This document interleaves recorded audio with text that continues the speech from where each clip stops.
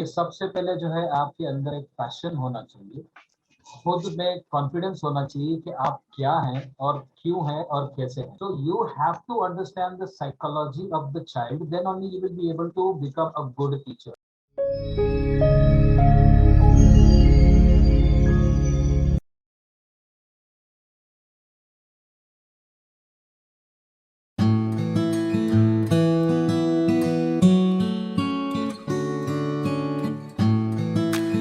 Hello and a very warm welcome to Great Principles. I am Seema Choria.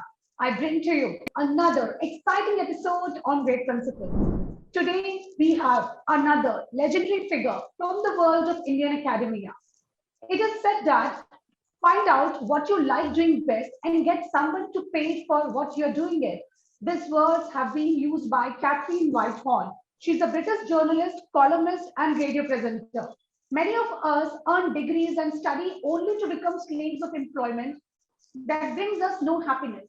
What a pleasant philosophy it is to know that your passion and skill will serve you as paymaster. Do what you love, and you shall not work a single day. The guest who's talking to us today is a proof of the code. He loves his work and therefore enjoys each day of his vocation.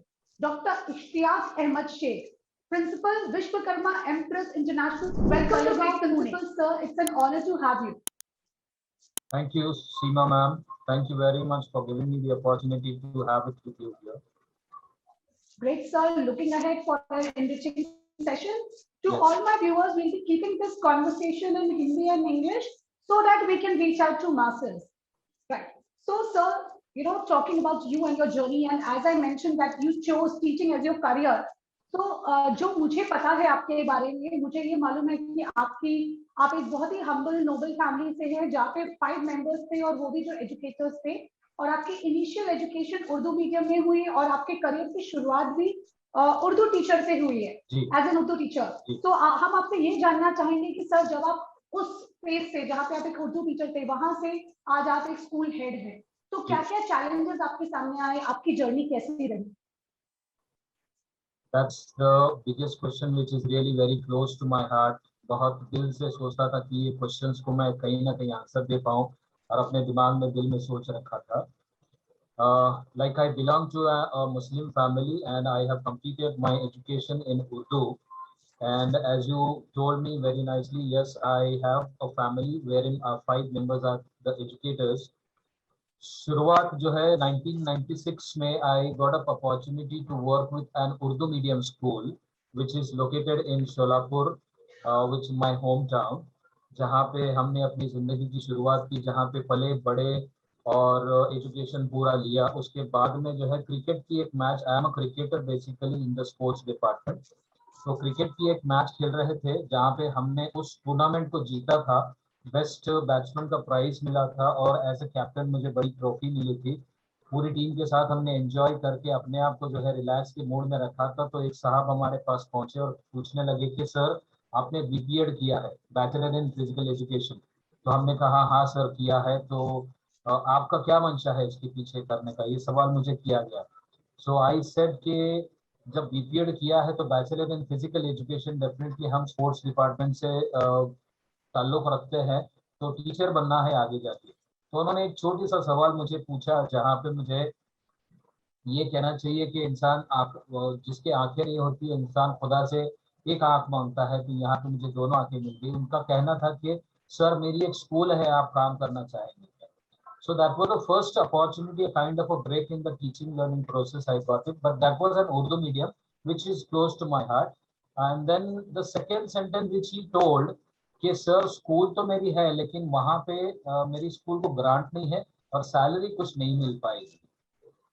तो दूसरा sentence हमको ठीक लगा, लेकिन पहला sentence जो खुश कर दिया था वो दूसरे सेंटेंस को सबसाइड कर दिया. तो यही सेंटेंस हमने उस वक्त अपने पेरेंट्स से, उस वक्त मेरी उम्र की थी कुछ 23 साल, 23 years I was. So I got this opportunity. I was very happy. I reached to my parents and I explained everything like this. So my father was the first one who told, grab it, ले लो, कर लो. वो ये मत देखो कि आपके पीछे उसको सैलरी मिलने वाली है नहीं मिलने वाली है, आज नहीं तो कल वहां पे मिलेगी, क्योंकि ये एक ऐसा प्लेटफॉर्म है जहाँ पे आप रुकने वाले नहीं हो, आप आगे ही बढ़ते जाओ। सो ग्रैब इट, सीख लो, जो कुछ भी सीखना है सीख लो। तो 2 साल हमने वहाँ पे काम किए। 1998 में जो है न्यूज़पेपर में एक ऐड आई थी, पुणे शिवाजी नगर में, वहाँ पे एक स्कूल है जिसका नाम है Thar, other I can say now. I don't know whether it is existing or not. It was St. Francis High School. I got an opportunity to come and give the demo and the interview in that school.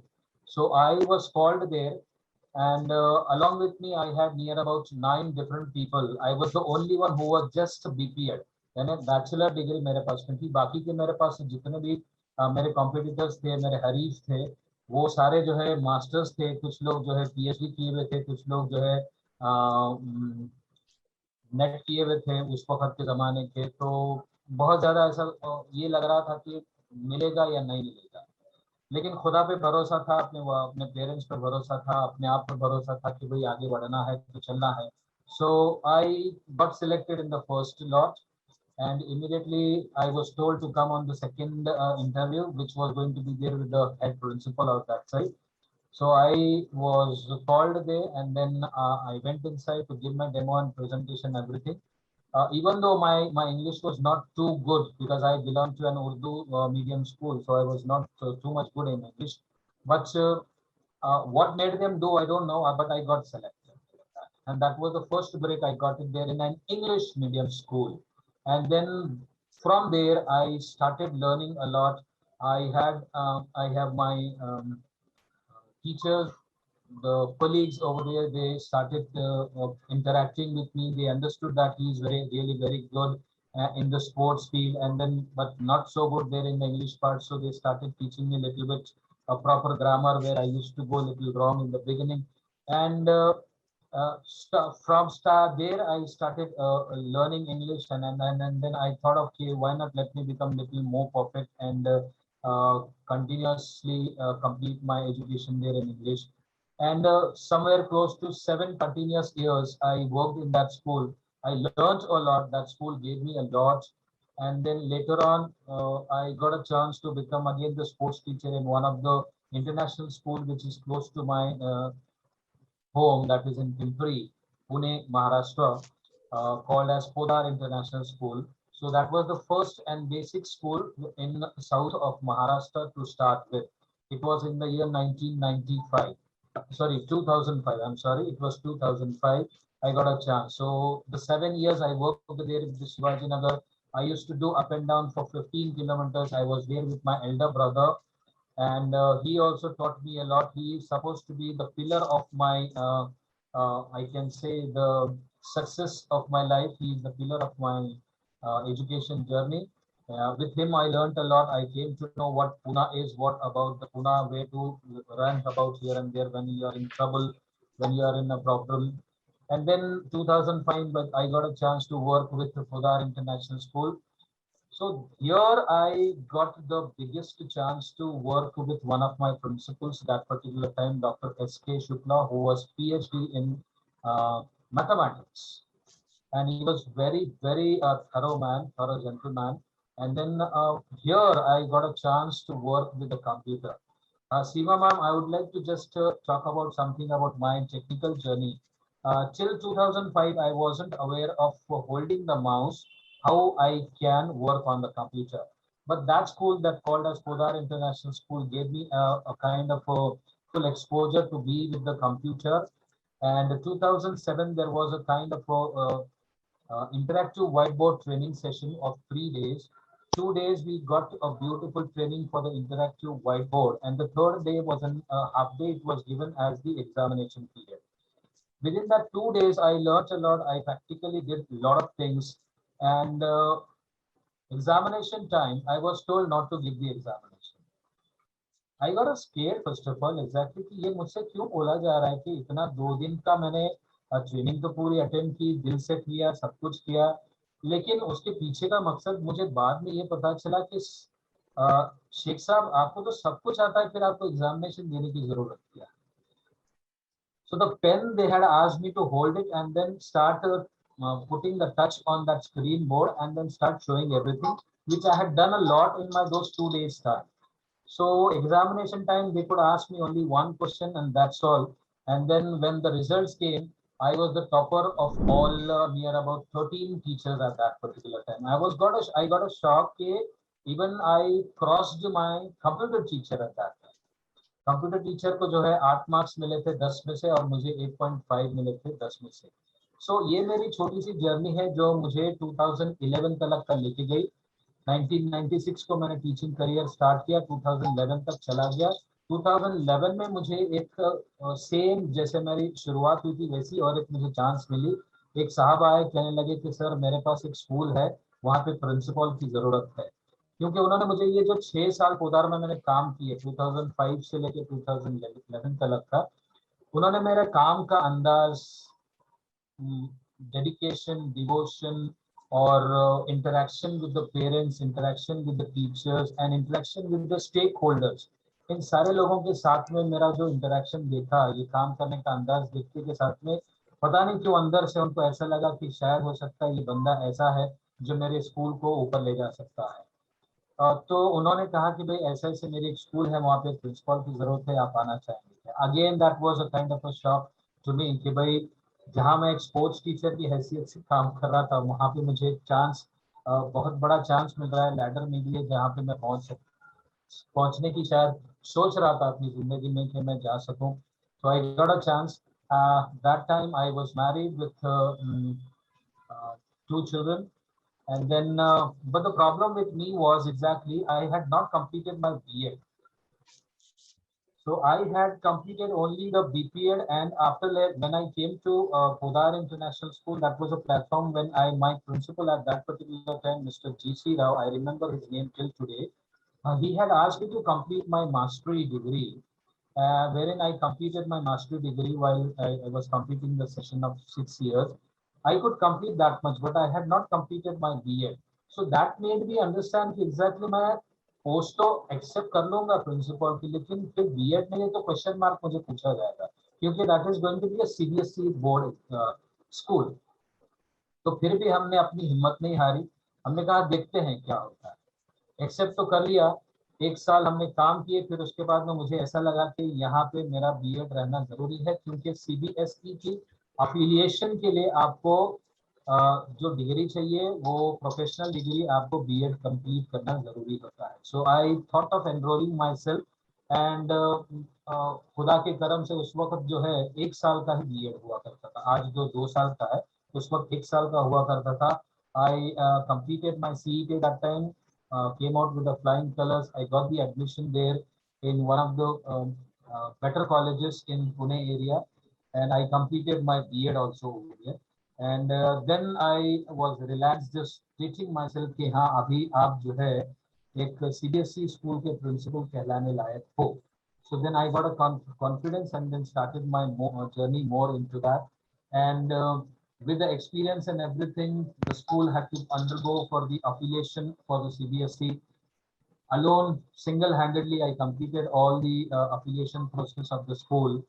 Till 2017, again the 6 years of span, I completed my career in that school and then completed the affiliation process also. And later on, I moved out from there due to some misunderstanding between the management and myself there. And then I had to go to one of the small towns called as Kurduwadi, which is very close to my hometown, Sholapur. So that was the place. I got a chance to move out there for 6.5 months. I worked there from September 2017 to March 2018. Then that was little far from my family. I had 2 children, as I said, I'm having, and my wife is also working in as a Hindi teacher there. So it was becoming a little difficult for me to come every weekends to my family, which is I can say here 164 kilometers away from my Pune, where I'm staying. So I came back again. I resigned from that job and then came back to Pune. Then immediately I got a job then in Empros International School, now which is called as the Vishwakarma Empros International School. So in this particular, now I'm working here as the principal in this particular school from last 3 years. So this is how the span of my life of 25 years I could complete and having a kind of experience जहाँ पे हिंदी को उर्दू को Aahista Aahista overcome करके English में भी अपने आप को जो है इंग्लिश मीडियम स्कूल में अपने आप को सामने रखा, लोगों के सामने रखा, टीचर्स के सामने रखा. Now I could confidently work on the computer easily, which made me more confident that yes, I can do it better in the technological. अभी जो पेंडेमिक सिचुएशन, कोरोना सिचुएशन चल रहा है, तो ये तो सारे इंसानों को जो है टेक्नोलॉजी सिखा दिया है. So you know you have a wonderful journey और बहुत सारे टेकअवेज है आपकी इस जर्नी में से. मतलब एक तो पहला तो सिंपल, सबसे सिंपल टेकअवे ये है कि भाई English is not a language of communication, it is a language of learning. तो ये मैटर नहीं करता है कि आपको इंग्लिश आती है कि नहीं. बहुत सारे लोग कॉन्फिडेंट नहीं होते इस बात को लेके. आपने एक शुरुआत की और आपने बस जॉब एक्सेप्ट कर ली और एक स्कूल ने आपको ग्रोथ दी, एक स्कूल ने आपको इंग्लिश सिखा दी, दूसरे स्कूल ने आपके कंप्यूटर स्किल्स को अब मतलब आपको कंप्यूटर में ट्रेन किया. So you know when you are open to learn, तो अपॉर्चुनिटीज बहुत है, पर लोग वो ग्रैब नहीं करते. आप you should always be you know a learner. तो अगर आप एक लर्नर है तो सक्सेस लैडर आपको मिलनी ही है. And then you again prove yourself by doing the B.Ed. You know, so you have to be a learner for your life, and that is what is needed. So sir की journey का major takeaway ये है कि you know have confidence in yourself, have faith and keep learning. You will keep growing.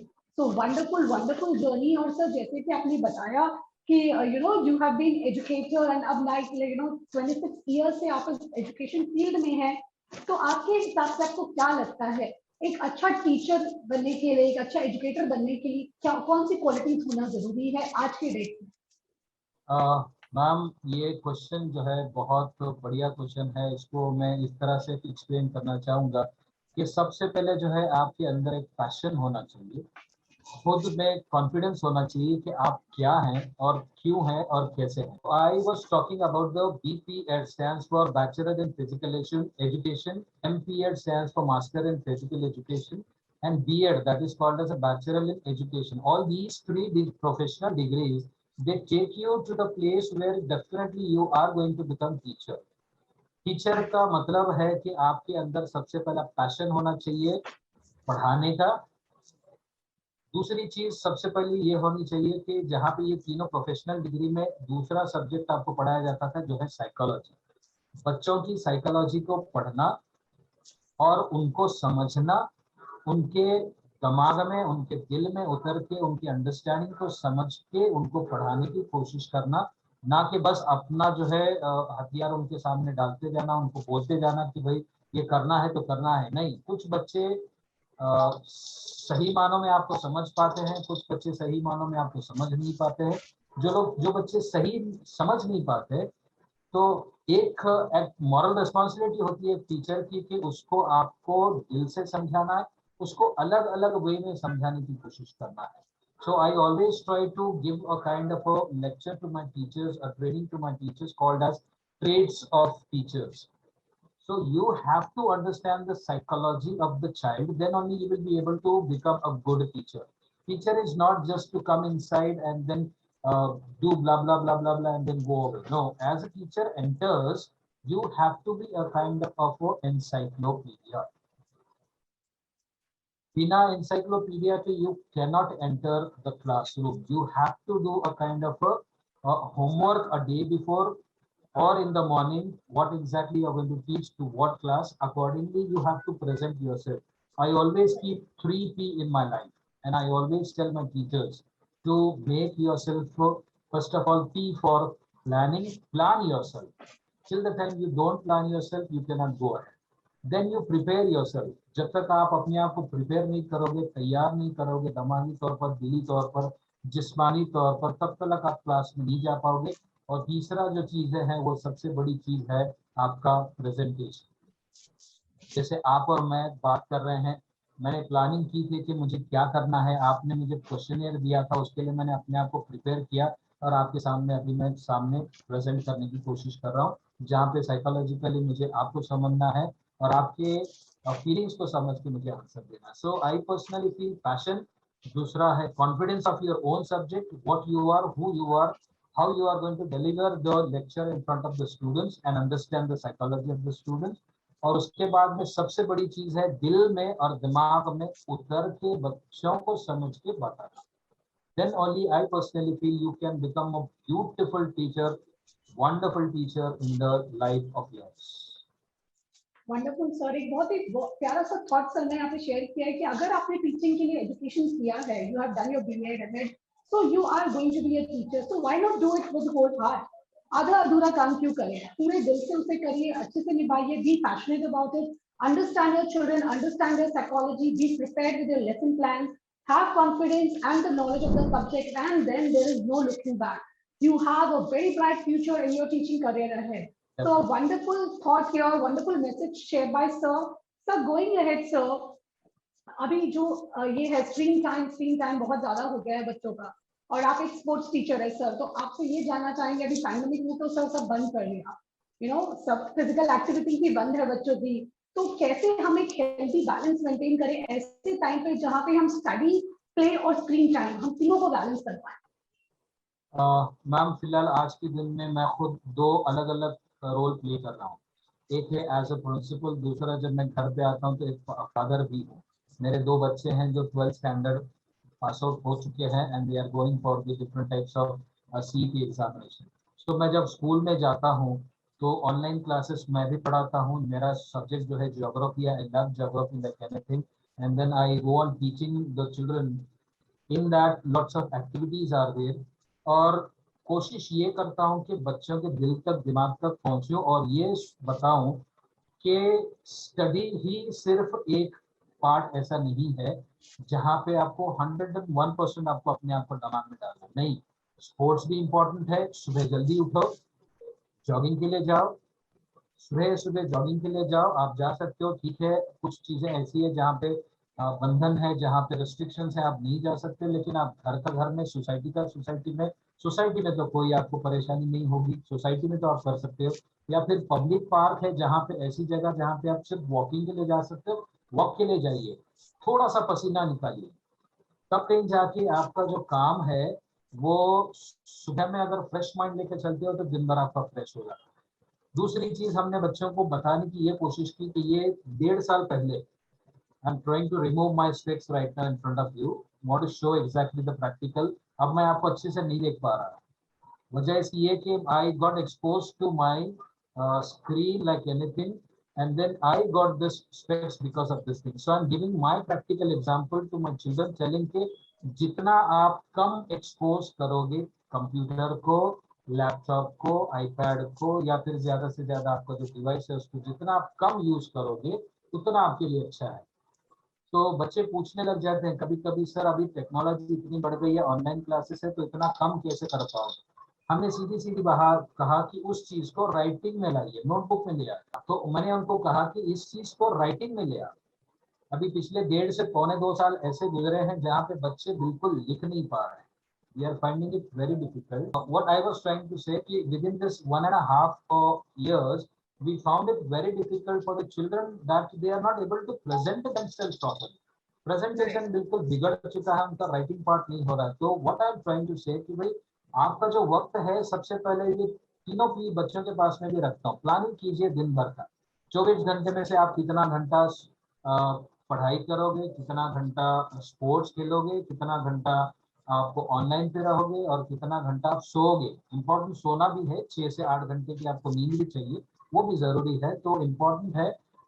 अगर आप सोओगे नहीं तो सीधी सी बात है आपकी आंखें तकलीफ देगी, और उसमें जो है स्ट्रेन आ जाएगा, तकलीफ आपको बढ़ती जाएगी. उससे बेहतर हो कि 6 से 8 घंटा रेस्ट भी लेना है, जॉगिंग भी जाना है, योगा भी करना है. उसके बाद में फिर अपना वक्त जो है अपनी फैमिली के लिए भी देना है. अपनी छोटी बहन हो, बड़ी बहन हो, छोटा भाई हो, उन लोगों को भी देना है. कभी कभी घर में बैठे बैठे पापा की मदद भी कर लिया करो, मम्मी की कुछ हद तक, चाहे वो लड़का हो या लड़की हो. I never differentiated between the boy or the girl that side, that only the girl should be going in the kitchen to help out the mother there. No, even I told my boys also. क्यों? अगर समझ लो जिंदगी में खुदा ना करे, कहीं आपको, खुदा करे मैं बोलूँ, ना करे करे, दोनों भी चीजें हो जाती है. आपको समझ लो इंडिया से बाहर कहीं जाना हो तो शायद हो सकता है ये सारी चीजें काम आ जाए, तो मम्मी के पास में जाके खड़े रह के थोड़ी सी मदद करने में क्या होगा. मदद कीजिए, और शायद हो सकता है बाहर जब जाओगे तो यही चीज आपको काम में आ जाएगी। तो प्लानिंग करो, 24 घंटों को डिवाइड करो, स्पोर्ट्स भी है, योगा भी है, उसके बाद में ऑनलाइन क्लासेस भी है, कंप्लीशन ऑफ दी होमवर्क भी है, प्रोजेक्ट वर्क भी है, टीचर्स को भी संभालना है, 6 से 7 सब्जेक्ट्स होते हैं, हर टीचर को सही तौर पर आगे लेके बढ़ना है। तो इन चीज़ों को प्लान आउट करो। तो कुछ बच्चे और कुछ पेरेंट्स ऐसा कहते हैं कि सर ये पॉसिबिलिटी नहीं हो पाती, so then I try to interfere myself, I try to go into that particular little depth into that, and उनको कोशिश करता हूँ कि भाई इस तरह से आप करने की सॉरी इस तरह से करने की कोशिश कीजिए ताकि आपको जिंदगी, क्योंकि मैंने खुद ने अपनी फैमिली को उस तरह से ढाला है। 10:30 से 11 बजे के दरमियान में जाके सोना है तो सोना है, दैट्स ऑल। सुबह में फजर की नमाज के लिए उठना है तो उठना है, दैट्स ऑल। उसके बाद में वॉकिंग के लिए जाना है तो जाना है, शाम के लिए वर्कआउट एक आधा घंटा 1 घंटा खुद के लिए देना है तो देना है। तो ये जो है अपनी खुद की लाइफ उन लोगों के सामने रखने के बाद में उनको पता चलता है कि तो आज जो स्कूल का प्रिंसिपल है वो खुद ये सारी चीजें करता है तो हमको करने में क्या हर्ज है। सो कोशिश करता हूँ कि मोटिवेट करूँ बच्चों को, पेरेंट्स को। आज के पेरेंट्स को पेरेंटिंग करना भी जो है कभी कभी परेशानी हो जाती है, because all are educated there, so we cannot do a kind of a parenting to the parents.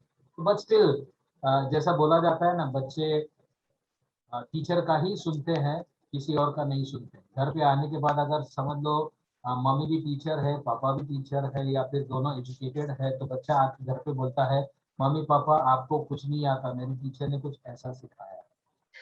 तो कुछ हद तक हम ये इस चीज का जो है कोशिश करते हैं अंडरस्टैंड करने की, और पेरेंट्स के सामने रखते हैं कि भाई कुछ इस तरह से प्लान बनाइए, अपने बच्चों के सामने रखिए। अगर आपको एडिट करना है तो उसमें कर सकते हैं ताकि आप लोगों को भी आसानी हो जाए। So this is how I personally feel कि education, sports and the homework and the project and everything can be amalgamated in a proper way, and then can plan it out so that the child should not be getting too much exposed to the screen, and he or she will be fit enough to go ahead in his life.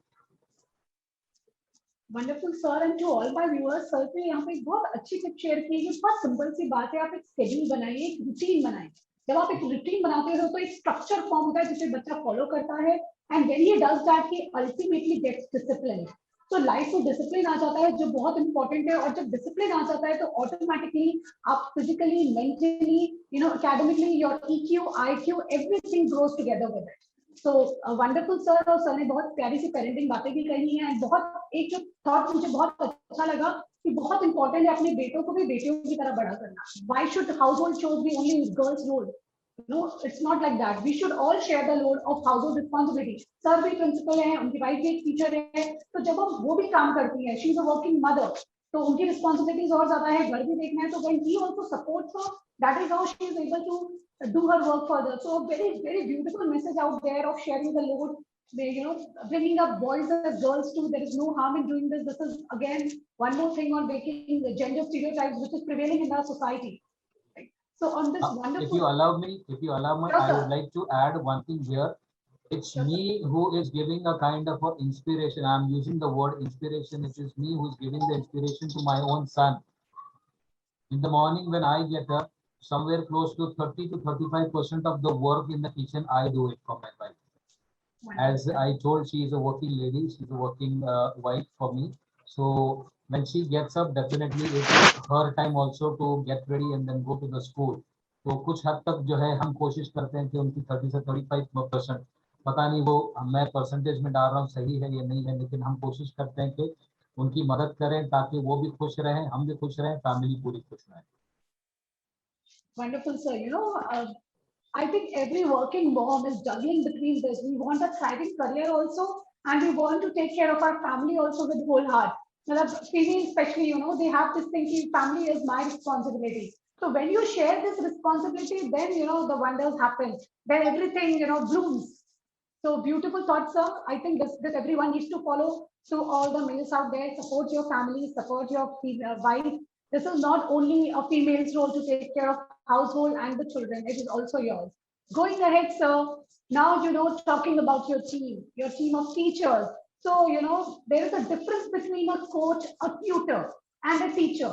You know, that is why we have used these three different words. So what are the traits of a teacher that make her different, make him or her different from a tutor or a coach? Yeah, good question. So here I can differentiate a little bit in a tutor and a coach and a teacher. See, teacher is the one who understands the psychology of the grade 1 child as well as grade 10.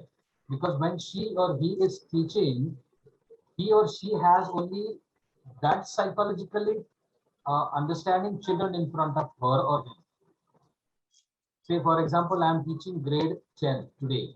So I know the psychology of the grade 10 in the sense 15 से 16, 14, 15 या 16 साल के बच्चे. तो इनकी जो mentality है किस तरह से होनी चाहिए मुझे पता है. अभी उनका टीन एज है, सोशलिकली चेंजेस है, हार्मोनिकल चेंजेस उनमें आ रहे हैं. तो उनके साथ में मुझे किस तरह से बिहेव करना है. और ये सारी चीजें कब होती है, जब आप साइकोलॉजी पढ़ते हो और जब आप बच्चे स्कूल में और उनके सामने ही आप रहते हो. ट्यूटर की बात क्या होती है, वो घर में होता है. घर में होने के बाद में होता क्या है, घर में जो है लैविश लाइफ होती है. दो चीजें हैं, बच्चा कभी ट्यूटर के घर पे जाता है और या फिर ट्यूटर कभी बच्चे के घर पे आता है. दोनों चीजें मैटर करती है. तो दोनों चीजें मैटर करती है, या तो ट्यूटर घर पे जाना या ट्यूटर के घर पे जो है बच्चा आना, दोनों मैटर करता है. क्योंकि घर पे जो पढ़ाई होती है वो पढ़ाई नहीं होती है. और दूसरी चीज जो हम जिसको नाम दे रहे हैं कोच. अब कोच का मतलब है कि उनके पास में जब जो बच्चे आते हैं वो अलग अलग टाइप के, अलग अलग फैमिली, तो अलग अलग फैमिली तो सब तरफ होते हैं, लेकिन अलग अलग एज ग्रुप के. तो वहां पे जो एक कोच होता है दिमागी तौर पर उसको जो है फ्लक्चुएट होना पड़ता है. कभी छोटे बच्चे के साथ में छोटा बनना पड़ता है, कभी बड़े बच्चे के साथ में बड़ा बनना पड़ता है. इस मेंटालिटी को लेके चलते चलते कभी कभी वो कोच फ्रस्ट्रेट हो जाता है, जिससे उसका गुस्सा और एंगर जो है अचानक कोई भी छोटा बच्चा समझ लो कोई गलती कर बैठता है तो उस पर आ जाता है. तो ये फर्क जो है आपको इस टीचर में नजर नहीं आएगा, क्योंकि एक लेवल के, एक ही अंडरस्टैंडिंग वाले, एक ही उम्र के बच्चे उस क्लास में होते हैं. जैसे मैंने एग्जांपल दिया ग्रेड 10 के बच्चे 14, 15, 16, मुझे पता है इनकी मेंटालिटी क्या होती है, इनको मुझे किस तरह से संभालना है. उस तरह से मैं जो है उनका दोस्त बन के रहता हूँ, उनके साथ में खेलता हूँ, उनके साथ में गाता हूँ, उनके साथ में नाचता हूँ, उनकी अंडरस्टैंडिंग को समझता हूँ. जहाँ पे यहाँ पे मैं बता रहा हूँ, ये वो उम्र होती है जहाँ पे अपोजिट सेक्स का जो है अट्रैक्शन होता है. उन चीज को भी मुझे समझना होता है, गर्ल्स को भी मुझे समझना होता है, उनके जो गायनेक प्रॉब्लम्स होते हैं उनको भी समझना होता है. फिर उसके बाद में मेरे उन टीचर्स को जो मुझे ग्रेड 10 में पढ़ाने वाले होते हैं उनसे भी जाके बात करनी होती है कि भाई ऐसा ऐसा इन लोगों की प्रॉब्लम्स ऐसे, तो इनको किस तरह से हम लेके चलना है. So I as a teacher is going to play a vital role to make the children understand of the grade 10. The same thing if I go to grade 5. Now I'm talking, I'm going to the grade 5. Grade 5 की psychology कैसी है, मनचले बच्चे, ना तो बिल्कुल छोटे, ना तो मैच्योरिटी लेवल के, बिल्कुल मनचले, ना कुछ जिंदगी समझ पाते ना कुछ. तो उनकी मेंटालिटी को भी समझ के मुझे काम करना होता है. तो उनके लेवल में जाके, उनकी अंडरस्टैंडिंग में जाके मुझे उनके साथ में बात करनी होती है. कभी कभी जो है बच्चे एक साथ आंसर देना शुरू कर देते हैं, जिसको हम क्राउडी आंसर बोलते हैं. और अभी ये ऑनलाइन सेशन में ये सारी प्रॉब्लम्स आ रही हैं, ma'am ma'am ma'am ma'am, sir sir sir sir, ये आंसर्स आते हैं. ठीक है, okay, I accept everything, and in fact I did tell the children I want the crowdy answer. Otherwise what happens sometimes, teacher is not looking at me, sir is not looking at me, I am not getting the chance to answer. So उन लोगों को भी मुझे समझना है.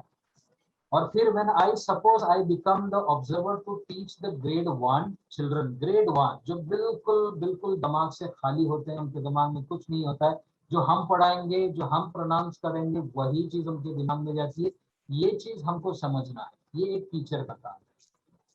अब teacher जो teach करता है वही चीज बच्चा अगर समझ नहीं पाता है, उसकी वजह से आज का पेरेंट क्या करता है कि दोनों जो है मदर और फादर, हस्बैंड वाइफ दोनों भी काम कर रहे हैं अपनी फैमिली को आगे ले जाने के लिए, पैसा लेने के लिए. तो उस वक्त बच्चा अकेला रह जाता है. So they feel like sending it to the either to the tutor और टू द कोच. तो वहाँ पे दो चीजें हैं, एक तो फायदा उठाया जाता है कि भाई ये फैमिली वर्किंग है तो उनसे पैसा ज्यादा ले सकते हैं. फिर कोचिंग में होता क्या है, वहाँ पे सिर्फ वो पढ़ाया जाता है जो स्कूल में. और सबसे आखिरी वाली जो चीज, let me tell you here, it is a kind of a circle. Teacher भी पढ़ा रहा है, कोच भी पढ़ा रहा है, ट्यूटर भी पढ़ा रहा है, 3 डिफरेंट टाइप्स ऑफ एक्सप्लेनेशन उस बच्चे को मिल रहे हैं। अब बच्चा यहाँ पे कंफ्यूज हो रहा है, भाई टीचर को समझो, कोच को समझो या ट्यूटर को समझो। तो कोशिश मैं ये करता हूँ कि ज्यादा से ज्यादा बच्चों को सिर्फ ज्यादा टीचर के पास रखिए, कोच के पास ना भेजें, ट्यूटर के पास में ना भेजें, क्योंकि towards the end the examination pattern and the examination is going to be done by the school only. The tutors they do not give the examination and the marks, and then जो परीक्षा बच्चे पास होते हैं वो school से ही पास होते हैं। तो जहाँ पे हम टीचर्स लोगों को बोला जाता है कि भाई जितना हो सकता है उतना बच्चों के अंडरस्टैंडिंग को समझो, उनके डेप्थ में जाके उनको समझाने की कोशिश करो, then you become successful teacher. तो थोड़ा सा ये फर्क मैं महसूस करता हूँ कि भाई आप जो है घर पे पढ़ाने से वैसी एजुकेशन नहीं मिल पाएंगी, कोच के पास जाने से अलग अलग दिमाग वाले बच्चे होते हैं वहाँ पे कोच वैसा जो दे नहीं पाता है, पर्सनल अटेंशन दे नहीं पाता है, क्योंकि अलग अलग एज के क्राइटेरिया के बच्चे होते हैं। एक टीचर जो है एक क्लास जब पढ़ाता है तो ग्रेड 8 है, तो ग्रेड 8 के ही बच्चे हैं, 8 और 5 13 साल के बच्चे हैं, उनको पता है 13 साल के साथ में कैसे डील करना है, उस हिसाब से हम लोग कोशिश करते हैं। सो आई फील टीचिंग पेशा बेहतरीन है और इसको आगे लेके जाना जरूरी है। Wonderful, sir. To all my lovely teachers out there, आप सब एक बहुत आउटस्टैंडिंग काम कर रहे हो। जैसा कि सर ने कहा कि एक टीचर जो होती है वो लाइफ को चेंज करने की कैपेबिलिटी रखती है, क्योंकि आप बच्चे को बहुत अच्छे से समझते हो। आप उसकी एक आप उसको बहुत लंबे समय तक देखते हो, उसकी स्ट्रेंथ, उसकी वीकनेसेस सब आपको पता है। आप उसके वीकनेसेस पे वर्क करते हो और उसको हर फील्ड में एक्सेल करने की कोशिश करते हो। So teaching is the profession which make other profession. So it's a wonderful profession. Professions, the leader of all professions भी कहा जाता है teaching को। So a big salute to all the wonderful teachers out there. अभी इस time पे भी आपने कोशिश की कि teaching चलती रहे, learning continue रहे, चाहे वो online के through क्यों ना हो। You guys are fabulous and you are doing an excellent job. So I can add one more word here. Teaching, for me, teaching is a noble profession. It's just not a profession, it is a noble profession. जहाँ पे बच्चों का जो future घड़ाने का यानी turn करने का, mould करने का जो काम है वो टीचर करती है, टीचर करता है, तो उसके बिना बच्चा आगे नहीं जा पाता, सीधी सी बात है। लेकिन आज के दिन में जो है टीचर्स को कुछ अलग निगाह से देखा जा रहा है, अलग निगाह से देख रहे हैं। जो भी हो, लेकिन काम तो टीचर ही कर रहा है। जब तक बच्चा टीचर टीचिंग नहीं करेगा तब तक बच्चा समझ नहीं पाएगा, एग्जामिनेशन दे नहीं पाएगा और आगे बढ़ नहीं पाएगा। Definitely, sir. It's a noble profession which changes life, which shapes life. Wonderful, sir. On this beautiful note, sir, we will move ahead, sir. Sir आपके 26 इयर्स के लॉन्ग करियर में आपको बहुत बार आपके काम के लिए अप्रिशिएट किया गया है, आपको बहुत सारे अवार्ड दिए गए हैं सर। तो यहाँ पे आपसे ये जानना चाहेंगे कि सर एक टीचर के लिए क्या अवार्ड ही एक सोर्स ऑफ मोटिवेशन है जिससे कि वो आगे बढ़ सके एज एन एजुकेशनर? दो चीजें मैं सोचता हूँ यहाँ पे। एक है appreciation, can be in the form of anything, can be in the form of award, can be in the form of incentives, in the form of money. See, towards the end definitely everybody thinks of the money. जब इंसान जो है दिन भर कितना भी काम कर ले रहे, शाम को जाने के बाद में जब वो बेड पे सो जाता है तो दिन भर उसने क्या काम किया उसको सेटिस्फेक्शन मिलना चाहिए। उसके बाद जब महीना भर काम किया तो मुझे कितना सैलरी मिलेगा, तो सैलरी में मैं अपनी घर कैसा चला, तो ये सारी चीजें कैलकुलेशंस करता ही है definitely. And appreciation, a word of appreciation also is very important for a teacher. Yes teacher, you have done a wonderful job today, beautiful, I clap for you. So this much also is more than enough for us.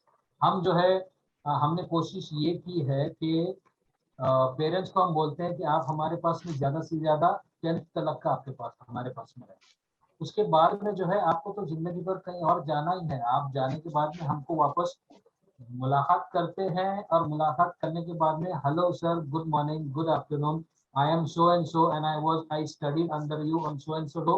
तो ये हमारे लिए मेरे ख्याल से एक गुरु दक्षिणा हो जाएगा कि ये बच्चे हमारे पास में वापस आके बोल रहे हैं कि भाई हाँ सर, हमने आपके अंडर में ये पढ़ा है। तो यही हमारे लिए सबसे बड़ा सांत्वना वाली बात हो सकती है। खुशी की बात हो सकती है, मैं कहूँगा यहाँ पे कि एक टीचर को यही चीज मिलना है। तो अप्रिसिएशन इम्पोर्टेंट है। और दूसरी चीज आपने बोला, क्या बोला आपने मैम दूसरी चीज? अवार्ड्स एंड यही क्या, अवार्ड्स एंड मोटिवेशन होता है, अवार्ड्स एंड रिकॉग्निशन। यस, तो अवार्ड्स तो मैं बताया आपको, मेरे ख्याल से I am trying to say that only कि अवार्ड्स जो है can be in the form of appreciation, can be in the form of trophy, can be in the form of certificate, anything. लेकिन सर्टिफिकेट और award जो है आप ले जाके घर पे रखते हो, रोज उनको देखते हो कि मैंने ये काम किया, ये काम किया, ये काम किया। लेकिन एक स्कूल लीडर होने के नाते अगर मैं एक छोटा सा अप्रिसिएशन वर्ड दे दूं उस टीचर को कि भाई you have done a wonderful job, marvellous job, you are a beautiful teacher, and I'm sure that you are going to become really good leader in your life. I think these 2-3 sentences definitely will motivate that teacher to become more and more confident in her life. क्योंकि जब तक आप एक word of appreciation आप teacher को नहीं दे सकते हो, तब तक वो टीचर कुछ नहीं कर पाएगा। क्योंकि एज अ टीम लीडर, आपने एक सवाल किया, शुरुआत आपने टीम से की, so as a team leader of my, I have 24 teachers with me, I have 24 teaching staff and staff members with me, so I have to take everybody in front, उनको लेके चलना है। अगर मैं किसी को कभी थोड़ा सा डांट भी देता हूँ तो वो 1 मिनट का डांट रहता है, और वो क्यों डांटा हूँ वो भी मैं उनके सामने एक्सप्लेन करता हूँ कि भाई इस छोटी सी गलती की वजह से आपको हमने डांट की है। और ये भी उनको एक्सप्लेन करता हूँ कि इंसान डांटता किसको है, जो अपनों को डांटता है इंसान। अगर मैं यही चीज किसी बाहर वाले को डांटूं तो बाहर वाला मुझे एक चांटा मार के चला जाएगा कि तू कौन है मेरे को पूछने वाला और बोलने वाला, हट जा बाजू में, ये मेरी लाइफ है। लेकिन अपनों को डांटता है ताकि आप अपने जिंदगी में एक अच्छा लीडर बनो, अच्छी टीचर बनो और बच्चों के दिल में दिमागों में चले जाए। So word of appreciation I think will definitely change the life of a teacher. So that is more important for us, nothing more. Absolutely sir, ठीक है। तो टीचर्स डेफिनेटली पैशनेट है, फिर वो टीचिंग में है, साथ ही साथ में एक छोटा सा अप्रिसिएशन है, वो चाहे अवार्ड्स के फॉर्म में हो या फिर वो उनके लीडर से आ रहा हो उनके लिए, या पेरेंट्स से या स्टूडेंट से कि आपकी वजह से मेरी लाइफ चेंज हो गई, ये स्पार्क बहुत होता है, ये उनको इग्नाइट करता है और ज्यादा बेटर काम करने के लिए। So very very honest answer here. I'm sorry, let me add one more thing. हमने एक ही चीज सुनी है, हिंदी में उसको कहा जाता है कि आप लक्ष्मी के पीछे मत भागिए, आप सरस्वती के पीछे भागिए, लक्ष्मी ऑटोमेटिकली आपका पीछा करेगी। मतलब education is the most important for you. आप एजुकेशन के पीछे जाइए, पैसा आज नहीं तो कल है, कल नहीं तो परसों है, लेकिन वो आपके पास आना ही आना है। अगर आप पैसों के पीछे भागोगे तो आपकी सरस्वती, आपका एजुकेशन आपको पीछे छोड़ेगा। I believe in this particular part. A beautiful thought, sir. Very beautiful thought here. Keep doing the good work and the money is going to follow you. Definitely the success is going to follow you. So on this wonderful, sir, note, we move on to our next question, sir. Sir, अभी हमने जैसे teacher के बारे में बात किया कि उनको क्या इन्फ्लुएंस करता है, मोटिवेट करता है। तो सर, हमें बच्चों के बारे में, for our students, could you tell us what are the factors that influence our students to achieve their goals, more than to set their career path of their choice? हम उन्हें कैसे ये चीज का ज्ञान? जी, very good question. Career guidance is really very important at this particular age because कुछ parents के दिमाग में आज एक ही चीज बैठी है कि आगे जाने के बाद में सिर्फ मुझे 2 चीज बनना है, या तो यानी पुराने जमाने में, हमारे जमाने में सोचा करते थे कि या तो तेरे को डॉक्टर बनना है या फिर इसके सिवा तीसरा कुछ नहीं है। लेकिन आज अगर आप मार्केट में जाओ, खड़े हो जाओ, तो आपको n नंबर ऑफ करियर आपको नजर आएगा, n नंबर ऑफ करियर, और सबसे आखिर में आपको टीचिंग करना है। ये लोगों की सोच होती रहती है कि कोई एक अच्छा टीचर नहीं बनना चाहता, जो बच्चों को ट्रेन करे, जो बच्चों को आगे बढ़ाए, और जो बच्चों को जो है इस लेवल तक पहुंचाए कि वो एक डॉक्टर, एक अच्छा इंजीनियर, एक अच्छा डॉक्टर, एक अच्छा IAS ऑफिसर, एक अच्छा IPS ऑफिसर बने। लेकिन टीचिंग जो है लास्ट में हो जाती है, पता नहीं क्यों। मैं तो इसमें बिलीव नहीं करता हूँ। मैं चाहता हूँ कि भाई टीचर भी कोई बने और कोई पैशनेट टीचर बन के बच्चों को पढ़ाए और देश को आगे बढ़ाए। तो यहाँ पे career guidance is very important. 8th standard onwards, I personally feel career guidance given to the children is most important part for today's life, because आप जैसे मैंने बताया कि मार्केट में जाओ तो बहुत सारे आपको करियर्स नजर आ रहे हैं. सो I also don't know at what particular stage what the child has done and how the child is going to do in his future. तो उसका आज सिलेक्शन, उसका आज इंटरेस्ट किस चीज में है. आज की लाइफ ऐसी हो चुकी है कि बच्चों का इंटरेस्ट अगर आप दबाओगे तो definitely the child is not going to progress in his or her life. बच्चों की जो चॉइस है उसको समझो, बच्चों का जो इंटरेस्ट है उसको समझो, उसमें उसका करियर बनाने की कोशिश करो. This is my simple and straight away answer to all the parents and all the teachers. The more you are going to curb, the more you are going to face problem in the life of a child. Then he will start losing the interest in himself. He will start losing the interest in the education also, and he will not do at all good in his life, will not go do in his career also. So personally, I personally feel 8 standard का जब बच्चा आता है तो थोड़ी सी maturity level आ जाती है उसमें और उनको लाइफ समझने में कामयाबी मिलती है. हम कभी कभी एग्जांपल यही देते हैं कि अगर आप अमेरिका में जाओ तो grade 7 onwards the children are left alone to think about themselves. हम हिंदुस्तान में जो है कल्चरल है, हम हिंदुस्तान में हमारे जो कस्टम्स हैं कुछ जगहों पर कुछ हद तक हमको रोके रखते हैं कि ये नहीं करना है.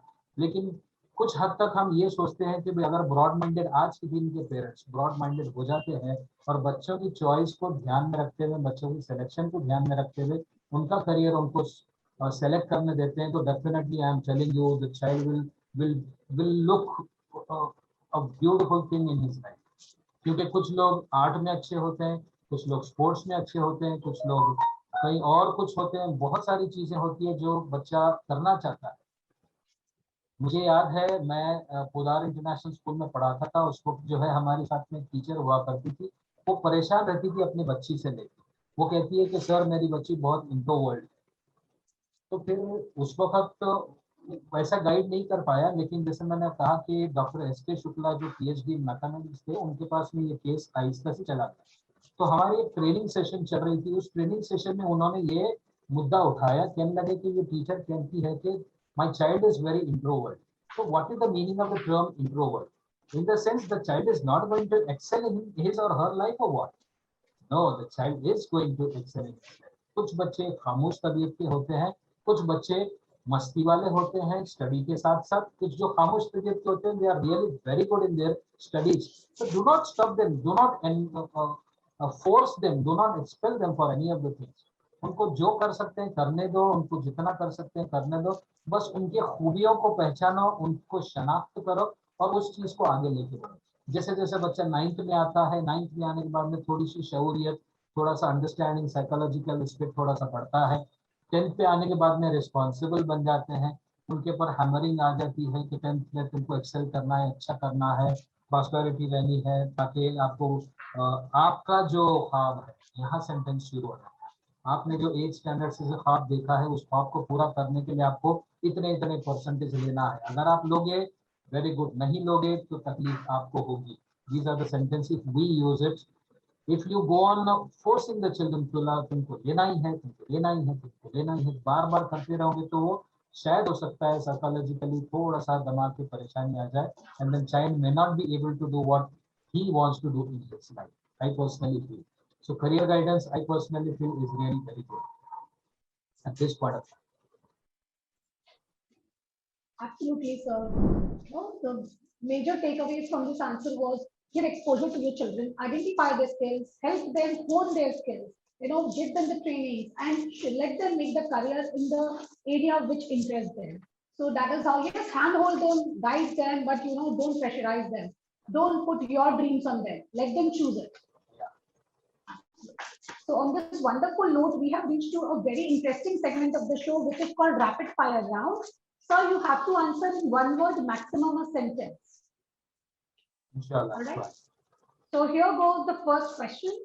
You spend your leisure time indulging in what? Your hobbies. Sports. Sports. क्या खेलना पसंद है?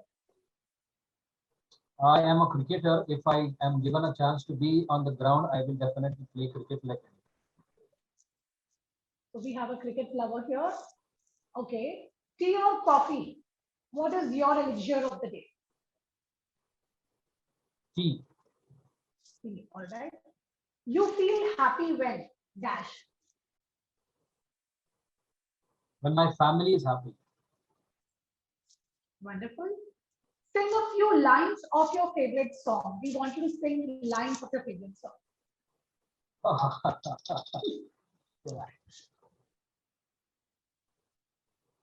I think that will dedicate to my mother as well as my family members. I can use the word for my wife and a lovely girl also I have with me. So it goes to all my people with whom I'm working. कल तुझको देखा था मैंने अपने आंगन में जैसे कह रही थी तुम मुझे बांध बंधन में ये कैसा रिश्ता है ये कैसे सपने हैं बेगाने होकर भी क्यों लगते अपने हैं मैं सोच में रहता हूँ डर डर ये कहता हूँ पल पल दिल के पास तुम रहती हो जो सॉन्ग हमने गाए वो जरूरी नहीं है कि जो फिल्म में फिल्माया गया है उसको कनेक्ट किया जाए this can be related to your mother also this can be related to your wife definitely yes and this I personally feel can be related to your daughters also. Beautiful, sir. What a wonderful voice you have, sir. Very lovely song here we had from sir. Beautifully sung. Sir, last question of this section. Are you a movie buff? क्या आपको movies देखना पसंद है? Before 1997 I was. After that when I came to 2003 I between 1997 to 2002 or 2003 rather I can say I was having the television with me but my children stopped me telling me we don't want the television at home so I stopped that. Otherwise till 2003 I was really fond of movie because I learned a lot from the movie. It's not that movie देखना गलत है rather I in today's era I do tell my children watch the movies but in such a fashion or such a sense that you should learn something out of it. तारे ज़मीन पर है उसके बाद में ऐसी मूवीज जहां से आपको कुछ सीखने मिले थ्री इडियट्स है जरूरी नहीं है कि मैं सिर्फ आमिर खान की मूवी बोलूं ऐसे बहुत सारे मूवीज है अगर जिसको आप देखते हो तो उसमें से सीखने के लिए बहुत कुछ मिलता है सीखने वाली चीजें कोई भी हो मूवी उसमें सीखने वाला अपने अंदर डालिए और उसके बाद में बाकी का छोड़ दो एक वो तो टाइम पास तो हो गया ही हो गया लेकिन उसमें से जो सीखने मिला उसको सीखो और उसको आगे बढ़ो जैसे आमिर खान ने एक सेंटेंस बोला है कि ज्ञान फ्री में बट रहा है तो लेने की क्यों नहीं लेना लेते रहो. Absolutely. Absolutely. Wonderful, sir. It was really wonderful to know you in this segment. Now coming to another question here, sir. हम सबको नो हमारे कभी-कभी हम सबके लाइफ में कुछ लो मोमेंट्स आते हैं हम बहुत लॉस्ट हो जाते हैं समझ में नहीं आता है क्या करें तो हम सभी एक अपने उस मेंटर के पास जाते हैं जो हमें इंस्पायर करता है जो हमें मोटिवेट करता है और हम वापस अपने ट्रैक पे आ जाते हैं तो आपसे जानना चाहेंगे वो कौन सा एकेडमिशियन है जो आपको एनकरेज करता है आपको इंस्पायर करता है मैम यहाँ पे मैं बोलना चाहूंगा कि आज के दिन में my wife is the best guide for me और before I got married my elder brother was my best guide for me अगर आज भी कुछ तकलीफ मुझे होती है कुछ ऐसी चीज जहाँ पे मुझे थोड़ा सा परेशानी होती है तो I go to my elder brother and I seek the help from him और कहते हैं कि भाई बड़ा भाई जो है इक्विवेलेंट टू पापा होते हैं तो वो जो है इस रोल को बहुत अच्छा निभाते हैं और आज के दिन में इनकेस अगर मैं कभी कभी नाराज हो जाता हूँ या फिर ऐसा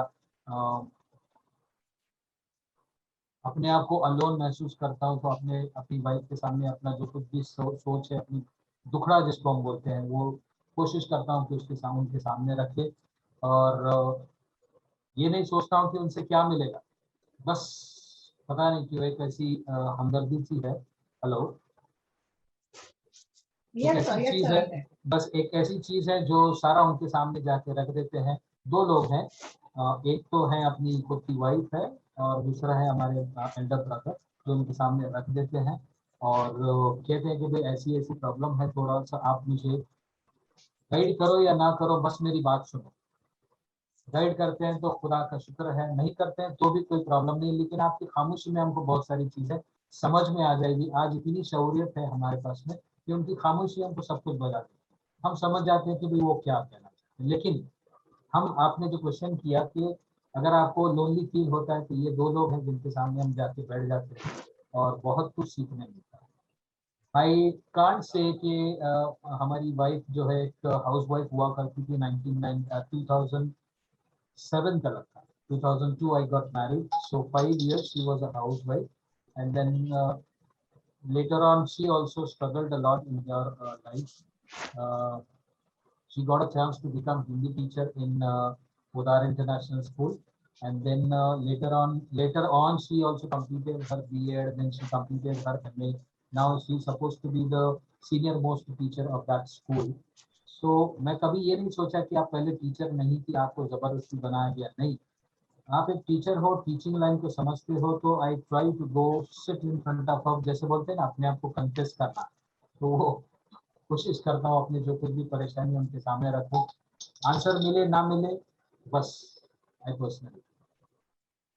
दोस्त तो बहुत है, लेकिन ऐसे वक्त में जो है ये दो लोग याद आते हैं। Absolutely, sir. कभी-कभी हमें सिर्फ ऐसी किसी की जरूरत होती है जो सिर्फ सुन ले। तो कोई जरूरी नहीं होता है कि बहुत बार हमें बहुत बड़ी एडवाइस ही मिल जाए, पर जब कोई सुन भी लेता है तो हम अपने आप ही अपने ट्रैक पर वापस लौट जाते हैं। तो सर के लिए, सर की वाइफ और ब्रदर हैं वो सोर्स ऑफ इंस्पिरेशन, जब जो उन्हें मोटिवेट करता है, उन्हें पुश करता है। अब हम बढ़ते हैं हमारे शो के लास्ट क्वेश्चन की तरफ सर, जिसे व्यूअर्स चॉइस क्वेश्चन भी कहा जाता है। This question has come out from a very the thing which is going on these days. हम एक्सपेक्ट करें ना करें, हमारे देश में मार्क्स बहुत ज्यादा मैटर करते हैं। हम सभी एक रैट रेस में भाग रहे हैं, हर कोई, मतलब पेरेंट, स्टूडेंट, बस फर्स्ट आना है। और ठीक है, अगर बच्चा पढ़ाई में बहुत अच्छा भी और वो फर्स्ट भी आने लगता है, तो फिर वो एक जो प्रेशर होता है ना कि भाई अगर तुम सेकंड आ गए, तो वो बच्चे के मन में सुसाइडल थॉट्स आने लगते हैं, डिप्रेशन, एंजाइटी। एक ब्राइट बच्चा भी, जो मतलब ऐसे बहुत सारे केसेस हम रोज सुनते हैं, न्यूज में देखते हैं कि भाई सेकंड रैंक या कुछ 2 मार्क्स कम आने की वजह से बच्चा ऐसा डिप्रेशन में चला गया। तो सर ये कैसे कर्व किया जा सकता है, तो कैसे अपने पेरेंट्स को, अपने बच्चों को ये गाइडेंस दें कि भाई इसके पीछे मत भागो, फेलियर एक्सेप्ट करना सीखो। तो हमने ना एक प्रेशर क्रिएट कर दिया बच्चों के ऊपर, भाई इतने नंबर चाहिए ही चाहिए।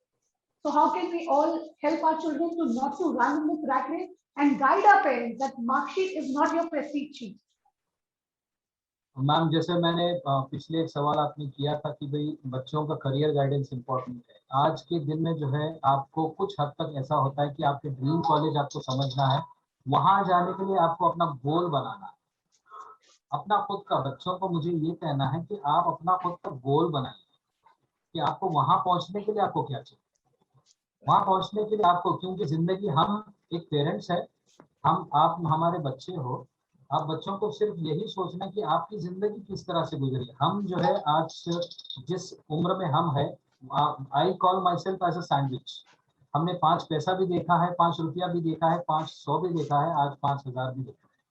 तो 5 पैसे, आज के बच्चों को 5 पैसा कुछ नहीं पता है। 5 पैसा मतलब ये कैसा होता है पापा, हमको खुद को पता नहीं, ये आज दिस क्वेश्चन। तो आज के दिन में सिर्फ बच्चों का जो मेंटालिटी है उसको समझो, उनके सामने गोल रखो कि आपको क्या बनना है। हमने अपनी जिंदगी में बहुत स्ट्रगल किए हैं, हमको सिर्फ ये बोला गया था कि या तो आपको इंजीनियर बनना है या फिर डॉक्टर बनना है, लेकिन हम बन गए टीचर क्योंकि हमारे पास पैशन था टीचिंग करने का, बच्चों को पढ़ाने का। तो आपको क्या बनना है आप ये देखो, आप खुद डिसाइड करो, उसमें मदद क्या चाहिए वो हमको आती है। चाहे वो मॉनिटरीली मदद हो, चाहे वो सपोर्ट हो, चाहे वो साइकोलॉजिकली हो, चाहे वो मेंटली हो, जो टाइप की मदद चाहिए आप हमसे मांगो। कॉलेज में जाके एडमिशन लेना है, हम आपको जाके भी दिखाएंगे, करेंगे। अगर आप जबरदस्ती बच्चों पर डालने की कोशिश करें तो child will lose his interest in 3 fields. One is the parents, one is the teachers, and basically in his own life. क्योंकि मुझे ऐसा लगता है कि मैंने अपना पेशा जो है एक IAS ऑफिसर बनाने का रखा था, लेकिन मेरे पेरेंट्स नहीं चाहते कि मुझे एडमिनिस्ट्रेशन में जाना है। मुझे एडमिनिस्ट्रेशन में नहीं भेज रहे मेरे पेरेंट्स। फिर क्या हो गया, सबसे पहला वही मुझे झटका लग गया कि मुझे मेरा चॉइस मुझे नहीं करना है। उसके बाद में क्या करना है, जबरदस्ती जो मुझे लादी जा रही है, लादा जा रहा है, मेरे पेरेंट्स बोल रहे उसको जबरदस्ती करना है, तो उसको लाने के लिए दिन रात एक करना है, जो मुझे समझती नहीं है। जैसा 3 इडियट्स एक मूवी है, उसके अंदर बताया गया है 4 साल वो इंजीनियरिंग पढ़ने के बाद में उसके दिमाग में चला नहीं दिया, क्योंकि he was fond of photography. तो उसके पापा के सामने वो बता नहीं पाया था। तो आज के पेरेंट्स को मैं एक ही रिक्वेस्ट करना चाहूंगा आपके माध्यम से, आप जो ये प्लेटफॉर्म मुझे दिया है, कि भाई जबरदस्ती बच्चों को करने से बच्चे जो है अपनी जिंदगी में एक्सेल नहीं कर पाएंगे।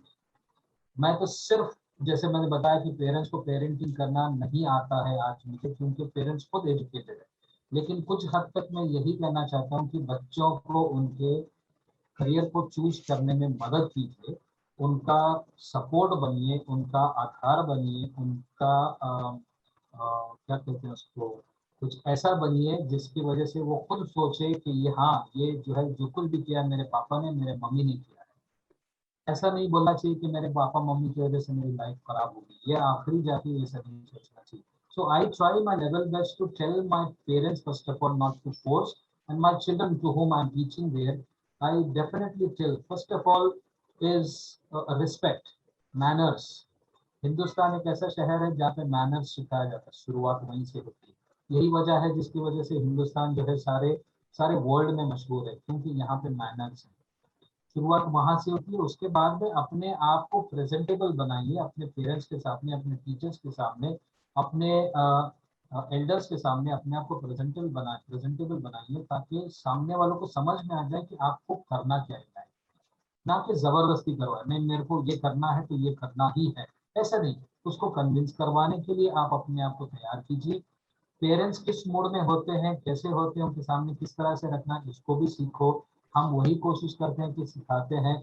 यहाँ पे करियर गाइडेंस, मेरे स्कूल में करियर गाइडेंस हो रहा है, मेरे स्कूल में जो है काउंसलिंग हो रहा है, मेरे स्कूल में बच्चों को ये सिखाया जाता है कि मैनर्स क्या होता है बच्चों के पेरेंट्स के सामने। सुबह उठते के साथ में सबसे पहला काम क्या करते हो आप, अपने पेरेंट्स का आशीर्वाद देते हो, वो इम्पोर्टेंट है। ये सारी चीजें मैं कोशिश करता हूँ कि बच्चों में डालूं, ताकि बच्चा जो है थोड़ा सा कॉन्फिडेंस लेवल उसका बढ़ जाए, और अपने पेरेंट्स के सामने अपनी चीज जो है बताने में आसानी हो जाए उसको। So that it should not be having in his mind telling कि I wanted to become like this but my parents forced me. See, the words are important. My parents forced me to become like this, so I became like this. I don't want it. So that should not be happening at this particular age. हमारे जमाने में हमको यही बोला जाता है कि तुमको ये बनना है तो बनना है, बस, क्योंकि चॉइस नहीं था उस वक्त। उस वक्त चॉइसेस बहुत कम हुआ करते थे, और हमको बोला जाता था कि ये करना है, तो उस हिसाब से हम लोग दिमाग बनाते, उस हिसाब से हम बनाए। आज का वैसा नहीं, पहले से ही दिमाग बन जाता है और चॉइसेस उनके पास में बहुत सारे आ जाते हैं। So he, the child has to think about this. Absolutely, sir. So we have immense opportunities out there. आज career options बहुत ज़्यादा हैं जो हमने imagine नहीं किए थे, और आने वाले 10 सालों के बाद और क्या होंगे हमें नहीं पता है। तो इम्पोर्टेंट है कि हम अपने बच्चों को सपोर्ट करें, उन्हें प्रेशराइज ना करें, मार्क्स के पीछे ना भागे, उनके स्किल्स पे ध्यान दें और उनके करियर चॉइसेस उन्हें लेने दें। एक और एग्जांपल मैं देना चाहता हूँ, जो मेरे बच्चों के साथ में मैंने शेयर करता हूँ हमेशा, वो है कि that is an examination called as CET, common entrance test, जहाँ पे 60% वाला बच्चा जो लिया है उसको भी बैठना है, जिसने 90% स्कोर किया है उसको भी बैठना है। शायद हो सकता है दोनों का नंबर आगे पीछे आ जाए, 60% आगे बैठा हो, 90% वाला पीछे बैठा, और वैसी वर्षा दोनों एक ही क्लास में बैठे हैं। और वो बच्चा जिसने 60% मार्क्स स्कोर किया, we are talking about the marks, child who has scored 60% marks and the child who has scored 90% of the marks, definitely our lookout to them is totally different. Yes, we can say the child who has scored 90% is going to be really very good, but we don't know practically. So at this particular junction, at this particular time, can be in the CET, because these are all going to be open-ended questions and competency-based question, and the child, the one who has scored 60% of the marks, will clear this examination. So that's going to be a big shock for everybody. So this is the example I try to give it to the parents as well as the children. Don't look at the marks. think about the concept clearance. Right. The more concept is getting clear, the more child is going to become good in his life. तो आज के दिन में concept clearance important है, और जितना हो सकता है उतना general knowledge, current affairs को लेके अगर चलते हो तो that will become really a beautiful way of life. Absolutely, sir. You know, very well said. That is what is needed to be done. आप अपने बच्चों को बहुत सारी चीजों में एक्सपोजर दीजिए, उन्हें जनरल नॉलेज से रोज कुछ ना कुछ करंट अफेयर्स से रिलेटेड रखिए। बता अभी क्या हो रहा है, इन्फॉर्मेशन बहुत ज्यादा है उनके पास, तो वो किस तरीके की इन्फॉर्मेशन एब्जॉर्ब कर रहे हैं, थोड़ा उसके ऊपर ध्यान दीजिए। So this is what is needed from our parents to be done. So this was an absolutely wonderful session, जहाँ पे सर ने बहुत अच्छे से हर बार ये बता के कि पेरेंट्स एजुकेटेड है, पेरेंटिंग सिखाने की जरूरत नहीं है, फिर भी बहुत सारी पेरेंटिंग टिप्स हमारे साथ शेयर की हैं बहुत ब्यूटीफुल तरीके से। So parents, yes, you all are educated and you don't need any guidance, but still I'm sure these tips are very helpful for you. Do follow them. So it was a really an enriching session. We are very grateful for your time and we feel privileged to have heard your wise word and appreciate your time with us. Thank you so much. Thank you very much. Thank you for giving me this opportunity.